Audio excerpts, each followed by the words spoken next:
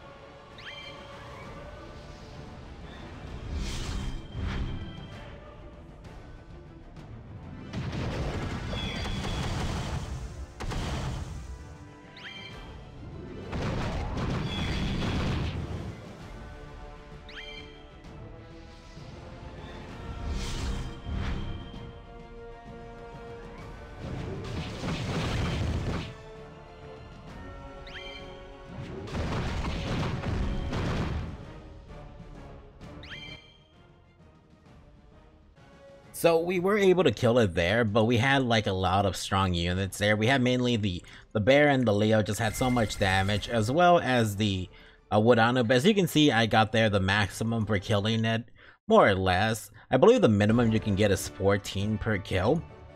So what I think you guys should be doing is, if you do not have a lot of units, you're new to the game, you just started literally this morning, or maybe like a week ago, so you don't have level 60s or even level 50s. Just bring as many units as you can. In fact, bring a lot of sappers. Just bring a lot of sappers. Sappers, a good sapper you can catch early on is a wood seedler in the Mirage Ruins. Catch a lot of sappers. Bring a lot of sappers, and just sap the boss so you can do around 300,000 damage to it. It's not a bad strategy either. So yeah, it's more, you gotta treat it kind of like a Titan, like I said. It's more of treating it like a Titan, and that's kind of it. So make sure you collect your keys daily. The way to collect your keys daily is by going to Phantom Forest, or going to Lunar Valley, or to any story map, and you can do just any amount of battles and you'll be fine. Just do a lot of battles here and there. You can collect up to 15 keys a day, and make sure you collect your keys every day. Make sure you can collect these keys to the next day. So if you forget to do your Lupin dungeon, or it's close to the end of the day but you haven't finished all your keys, focus on finishing getting your keys. The end of this event will be on the 17th, so you guys still have time. The 17th midnight, I believe, so you guys have a lot of time to work on this. So just make sure to get your keys, get your soul stones, and a fuse for your light dart. Definitely would recommend the light one, or if you want the other ones, you can go for them. But yeah, well guys, I hope you guys enjoyed this video. This is me just showing off what teams I use for Lupin, what teams more or less wouldn't be too bad for Lupin. And I hope you guys have a good one, and I will see you again in the next video. Ciao!